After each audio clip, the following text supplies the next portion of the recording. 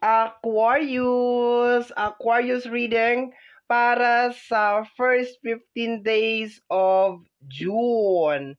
And yes, mga my dear, mapapanood mo to mamaya. Kasi nire-record ko to as of this moment, June 1 na.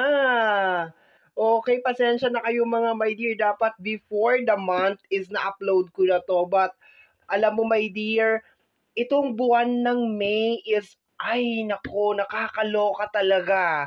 But anyway, I survived, di ba? And I hope sana, my dear, ikaw din nakasurvive ka if just in case parehas tayo ng scenario na as in, napakaraming eksena ngayong May, okay. So, at least, na-survive natin, di ba? So, let's go na tayo mga Saan na, ang dami ko kasi sinasabi yan tuloy. Okay, so, once again, mga my dear, hello, hello, hello, hello. This is going to be your first 15 days of May. This is from May 1 hanggang May 15, 2025, mga my dear. And this is a general reading. So, reminder, mga my dear, na ang gagawin natin today ay general reading. So, hindi po ito 100% na mag-resonate para sa ating lahat. So, please lower your expectation pagdating po sa mga general reading. And this is going to be the very, very, very, very first time, mga my dear Aquarius, na gagawin ko ito. I will be doing 2 sets ng reading sa isang upload. Okay? So, sa reading na to, my dear, meron tayong first na gagawin natin na reading is yung money and career reading. And yung susunod naman is yung love reading. Okay? Kasi may mga nagre-request ng ganyan eh. Okay? Ang ayoko lang dito, my dear, mahaba to. Okay? So, let's go na tayo, my dear Aquarius! Ayan. Pag ang dami ko talagang sinasabi, kinakain ko yung salita ko. Pag madami akong adlib, okay? So, wag na magsalita para hindi na tayo magkanta bulol-bulol. Okay. So, let's go na tayo, my dear. Last 2 shuffle. 2 shuffle na lang, my dear. And 9 cards tayo sa usapin ng money and career. 9 cards din tayo sa love reading. Okay? Last shuffle na ito. Tapos cut na natin into 3. Aquarius, first 15 days of June. Okay? So let's go tayo, my dear. Bottom, ilalim ng baraha, bottom deck is the 7 of Pentacles. Okay? So, sa card na to, my dear, this is more on expectation. Okay? Expectation na sa mga trabaho mo, my dear. Kasi kung makikita mo, naitanim mo naman na. Ibig sabihin, nag-effort ka na dito, my dear Aquarius. Nag-tumbling ka na. And you are expecting, my dear Aquarius, na sa first 15 days of June, yung mga effort mo, yung mga tumbling mo, yung mga split mo at backward mo, meron na siyang bunga. Okay. And this is related sa energy ng career and money. Okay. So, yon ang ating bottom deck. Tapos na po ang ating reading. Char lang. Joke lang. Okay. So, ang ating first card will be the Page of Cups. Okay, so control your emotion, my dear. Okay? This is the time, my dear, na ang daming nangyayari sa usapin ng iyong emosyon. Okay? Kagaya nga na sinabi ng bottom deck, ng ilalim ng ating baraha, you're expecting a lot. Ang dami mong ini-expect, my dear Aquarius, related sa usapin ng pinansyal. Pero, sa card na to, my dear, sinasabi, my dear, sa first 15 days of June na please, control your emotion. Okay? Kontrolin mo ang iyong emosyon. Ang ating emosyon, my dear, is minsan yan ay mapaglaro. Okay? Yun ang energy dito ng page. I'm receiving energy of controlling your emotion. Okay? So, mamaya makikita natin, my dear, kung bakit sinasabi ng ating page na control your emotion. Okay? Next card natin, my dear, over here is the 9 of Pentacles. This is a nice and a good card, my dear, kasi this is a clarification na yes, yung ine-expect mo, my dear, na may kinalaman sa usapin ng pinansyal, mangyayari siya. This is prosperity na card. Kung makita mo dyan si 9 of Pentacles, ang dami niyang datong. Ang dami niyang pera. And kung i-connect mo to dito, my dear, I can receive a message, my dear, nare-receive ko na message, my dear, na pahalagahan mo tong pera na ito. Okay? Pahalagahan mo kung ano yung marireceive mo sa first 15 days of June. First is, una, pinaghirapan mo to eh. Okay? Naglagay ka ng maraming effort dito, my dear. So, please, alagaan mo siya and don't let your emotion, wag ka magpa-carried away sa yung emosyon, okay? Baka napakarami mong pera, di ba? Sa energy ng Nine of Pentacles and then bili nito, gusto ko nito, gusto ko yan, gusto ko noon, yung mga ganon, okay? So, remember, maski gaano karami, my dear, ang pera natin, hindi lahat kaya nating bilhin. Wag natin saktan yung yung ating sarili, okay? Or pahalagahan talaga natin yung mga nare-receive natin na blessing every month, every day. Okay, so next card natin, my dear, is the energy of the Ace of Sword. Ang Ace of Sword, maganda yan siya, my dear, kasi sinasabi dyan that you are in control of the situation.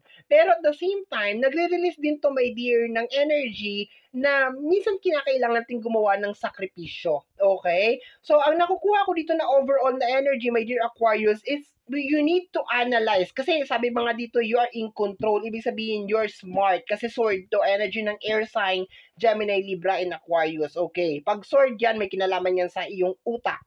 Okay? So, ibig sabihin, my dear, you need to analyze yung situation talaga. Mahalaga ba to? Importante ba to? Yung mga ganon, okay? So, pakiramdam ko magiging perfect, my dear, tong first 15 days of June para sa'yo, as long as pakinggan mo yung sinasabi ng ating page. Control your emotion, okay? Next card natin over here is the energy of the Chariot. Energy ng water sign pa rin ito. Okay? This is energy ni Cancer, pero 'di ba, wala naman yung related dito. Sa energy ng Chariot, kung makikita mo diyan, my dear, meron dalawang, let us consider it as a horse. Pero dito, my dear, para siyang lion na may ulo ng tao na Egyptian na hindi ko alam. Okay? Para siyang mythical creature, parang ganon. Okay? So, dito kasi, my dear, si Chariot, just imagine yung sasakyan, my dear, okay? Ang sasakyan, pag sumakay ka doon, you are in charge. Okay? Kung saan pupunta ng kanan, pupunta ng kaliwa. Hindi mo pwedeng sabihin sa sasakyan na, ay, sige, dalhin mo ko kung saan. Of course, lately, di ba, meron tayong mga Tesla. Di ba? Utusan mo lang yung Tesla, sabi mo, Tesla, dalhin mo ko sa ganito, ganyan. Pero hindi yun kasali dito sa reading natin. Si Tesla ay hindi kasali sa ating reading. Doon tayo sa regular na sasakyan. Kasi nung unang panahon, wala naman Tesla. 'Di ba? Wala namang gano'n, sasabihin mo sa karwahe mo, karwahe, dalhin mo ako sa palasyo. Wala namang gano'n eh. No? So, dito, my dear, focus tayo, serious na tayo. No? Dito, my dear, don't let your emotion control you. Ikaw pa rin ang in charge. Okay? Sa energy ng Nine of Pentacles, this is energy, nagre-release to, my dear, na ng energy na, yes, yung Seven of Pentacles dito sa ilalim, yes, meron. Meron kang pera na marireceive. Okay, meron bunga. Kasi dito pa lang din, may dear, sa ilalim mo, nakita mo na meron na namunga na yung tinanim mo. Okay. So, ang question siguro dito, my dear, is, ready na ba siyang i-harvest sa first 15 days of June? The answer is yes. But, once again, seasonal ang harvesting. Seasonal. Okay? Hindi pwede na nagtanim ka ngayon ng talong, bukas mag-harvest ka na. 'Di ba? Maghihintay ka kung kailan mo 'to i-harvest, my dear Aquarius. And sigurado kung ganun ang ginawa mo. 'Di ba? You wait, naghintay ka. So therefore, pahalagahan mo kung ano yung i-harvest mo. Next card over here is the Three of Wands. Marami kang magagawang maganda dito sa pera na ito, my dear. Marami kang magagawa. Okay? This is also energy ng travel. Okay? This is also energy of level up. Okay? Pwede ka mag-invest, okay? So, ang ganda ng my dear, na sinasabi ng card over here. Basta gamitin mo lang tong Ace of Swords. You are in control of your mind, okay? Ibig sabihin, lamang pa rin ang iyong isipan, my dear, kumpara sa iyong emosyon, okay? So, use your mind, okay? Think wisely, okay? Next card is the Temperance. umpisa pala ng reading hanggang ngayon, paulit-ulit ko sinasabi, huwag mong hayaan ang iyong emosyon na manaig sa first 15 days of June. At kina-clarify lang to, my dear, ng ating temperance over here kasi kung makikita mo, binabalance niya yung cup. Okay. So, ibig sabihin, my dear, clarification ng Nine of Pentacles, na kung ano yung marireceive mo sa first 15 days of June, you need to balance it talaga. Kung ano tong blessing, kung ano tong wealth, kung ano tong abundance, the fruit of your labor, my dear Aquarius, balansehin mo talaga siya. Once again, paulit-ulit ako, huwag mong hayaan na manaig ang iyong emosyon. Dahil ang ating emosyon, mapanding lang yan, my dear. Okay. So, let's go tayo. Next card. We have here, nakikita mo ba tong hawak ko? Ace of Pentacles. Congratulations, my dear. Okay? Use this money wisely. Okay? Hindi araw-araw makakapag-harvest tayo. Hindi araw-araw ganito. Okay? So, next natin, my dear, is the Moon card. Learn how to explore. Okay? Learn how to explore. Mag-aral ka siguro, my dear. Yung nakukuha ko dito, pag-aralan mo kung paano mo talaga paggagastusin tong pera na to.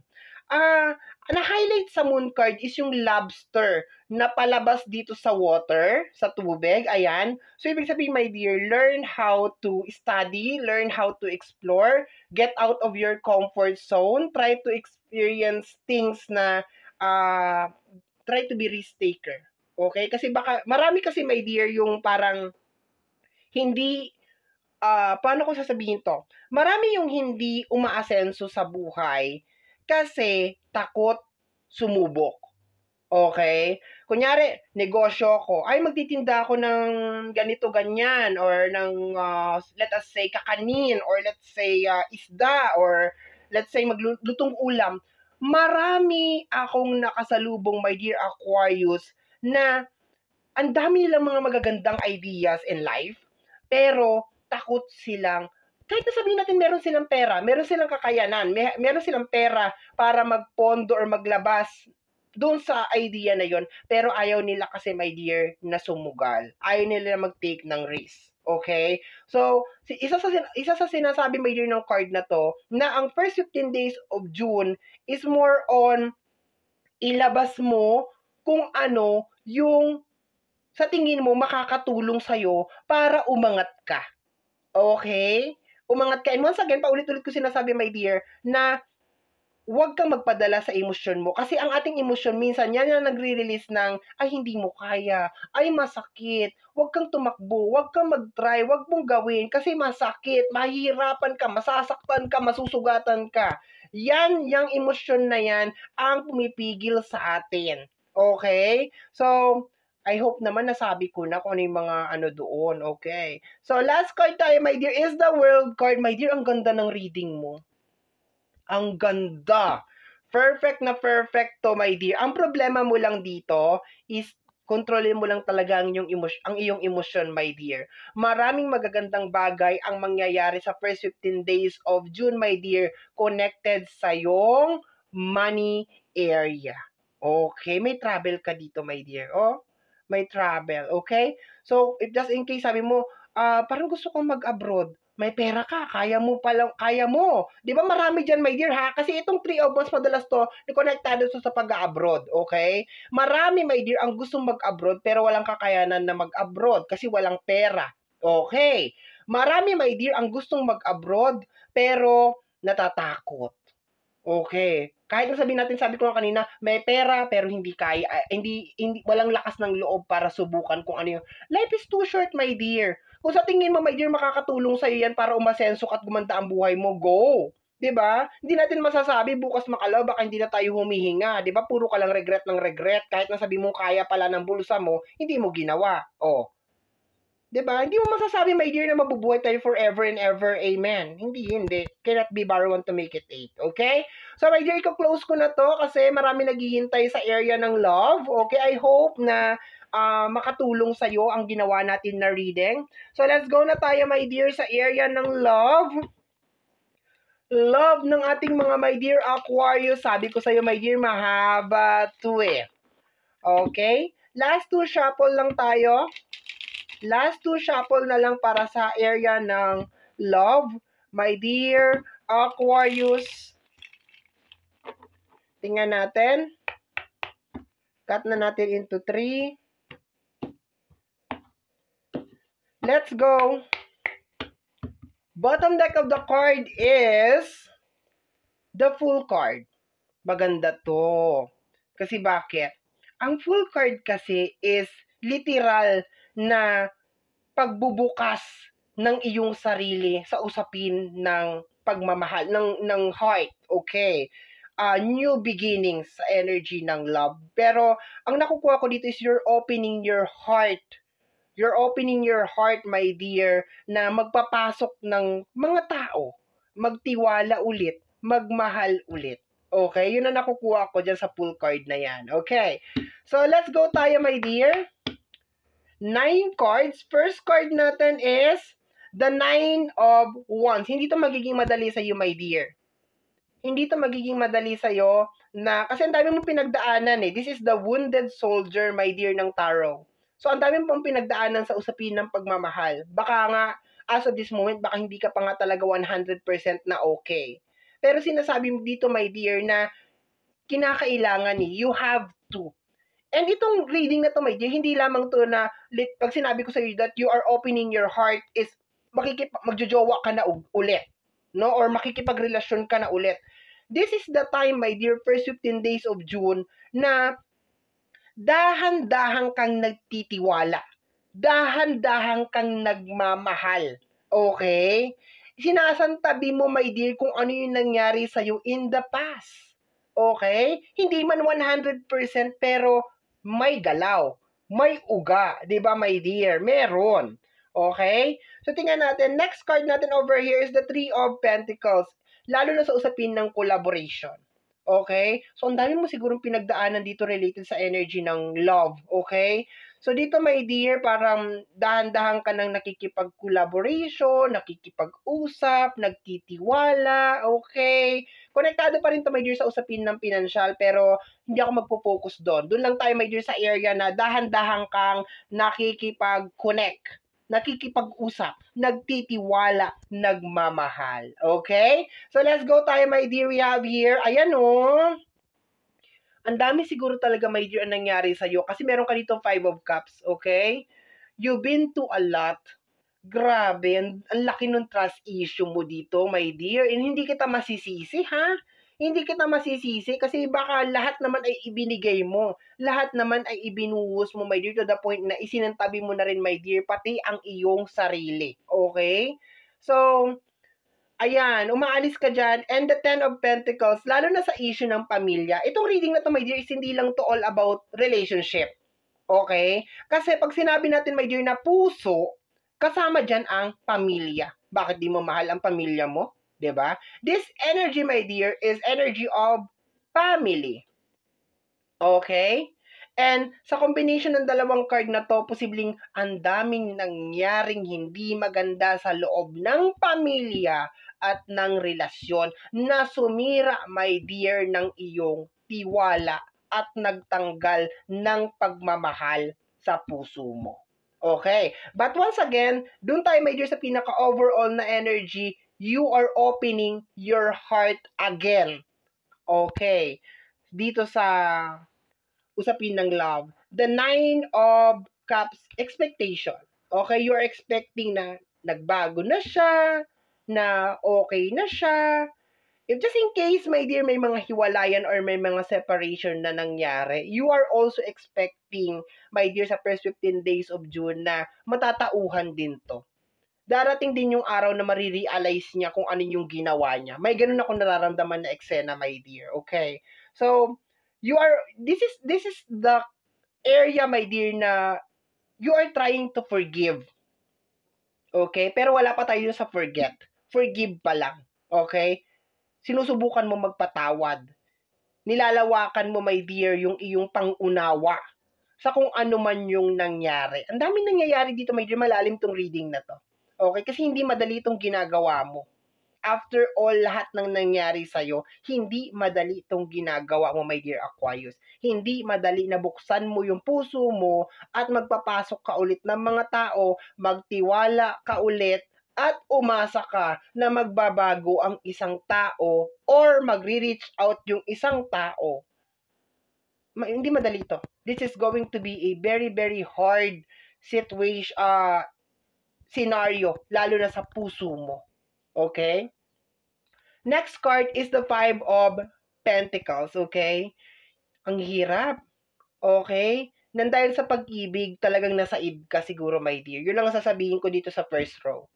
Nang dahil sa love, talagang, sabi ko nga, nakalimutan mo kung sino ka eh. Nakalimutan mo na sigurong kumain, nakalimutan mo ng maligo, nakalimutan mo nang asikusuhin yung sarili mo, my dear Aquarius.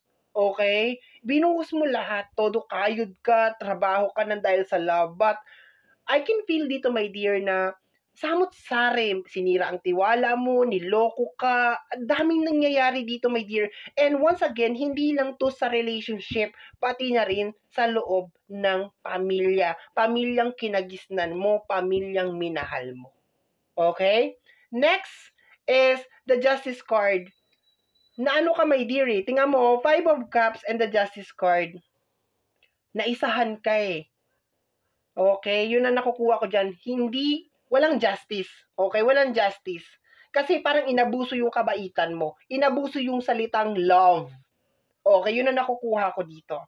Pero good for you.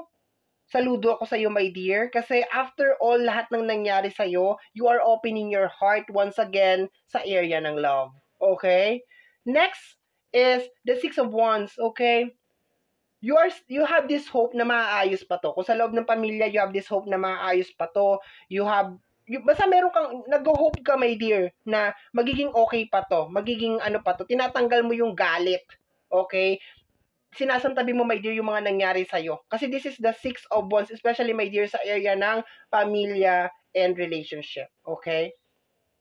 Last card natin over here is the Four of Pentacles. Okay, my dear? Stuck tong card na to, my dear. Walang masyadong action dito. Walang masyadong movement. Okay? Sasabihin ko lang sa iyo, my dear, ngayon na don't expect too much. Okay? Don't expect too much, my dear Aquarius, kasi posibleng, ang changes kasi, my dear, kahit paano ko sabihin to? Kahit bigyan natin ang tao kasi ng pagkakataon, kung siya mismo ayaw niya talagang magbago, walang mangyayari. I hope nagigets mo yun. Ibig sabihin, yung pagbabago ay minsan kailangan kagustuhan din nung taong binibigyan mo ng second chance. Okay? So, do not expect too much, my dear. I'm so happy dahil nagbubukas yung puso mo sa pagpapatawad. You are stepping out galing sa isang madilim na sitwasyon ng buhay mo. But once again, wag masyado, my dear. Wag masyado. Wag mo i-double kill yung sarili mo, 'di ba? 'Di ba? Binigyan mo na noon ng pag-asa, bigyan mo ulit ng pag-asa ngayon, tapos, 'di ba? Kumbaga parang let that person or let your family, let your partner gawin niya yung kanyang part, okay?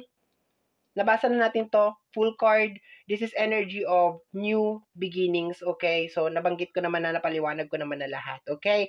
So, mga my dear Aquarius, ito ang reading mo para sa yung first 15 days of June. Somehow, mga my dear, kung nagustuhan mo to, especially kung napadaan ka lang, don't forget to subscribe. Pakiclick, my dear, ang notification bell para ma-update ka sa aking mga upload. And free to like, free to share, free to comment sa lahat po ng ating mga videos. Once again, my name is RJ, also known as Apo J. Maraming salamat po, and until next time, bye-bye. Thank you, my dear.